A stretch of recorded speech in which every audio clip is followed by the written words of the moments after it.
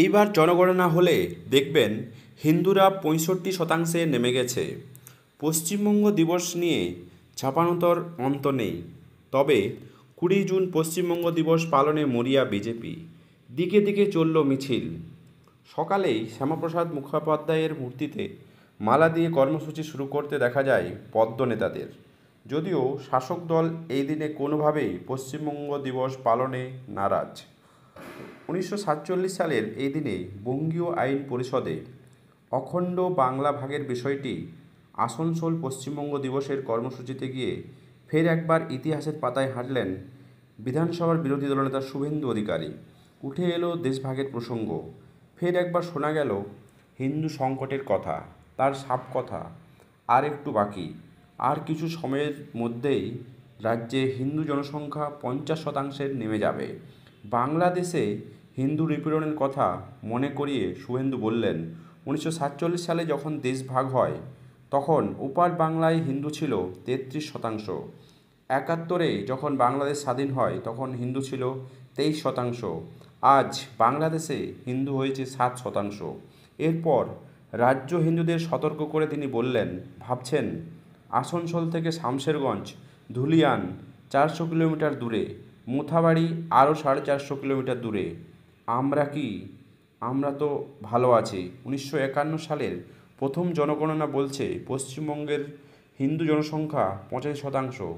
শেষ 2011 সালের জনসংখ্যা বলছে পশ্চিমবঙ্গে হিন্দু জনসংখ্যা 72%।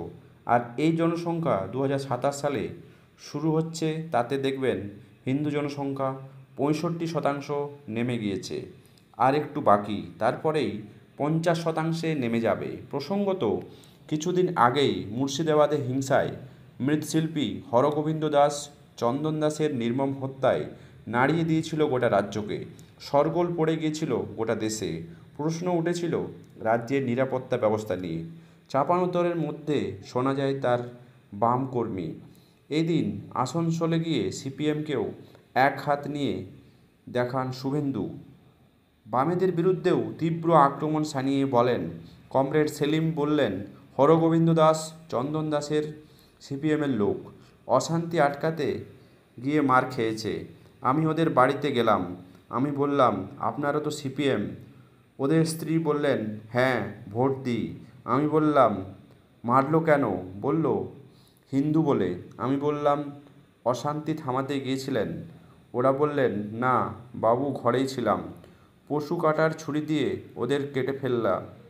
আমাদের অপরাধ, আমরা মূর্তি তৈরি করি মৃৎশিল্পী। এই তো অবস্থা আজকের। দর্শক, শুভেন্দুর যে ইঙ্গিত হিন্দুদের জনসংখ্যা ক্রমশই কমে আসছে, সেটি 60-65 থেকে 50-এ নেমে আসার আশঙ্কা রয়েছে। দর্শক, শুভেন্দুর এই হিন্দু ধর্মের সনাতনী নেতা হিসাবে আপনারা কতটা সফল হিসাবে দেখছেন, অবশ্যই আপনারা কমেন্ট বক্সে আপনাদের সুচিন্তিত মতামত কমেন্ট করবেন। চ্যানেলে নতুন হলে সাবস্ক্রাইব করে পাশে থাকবেন।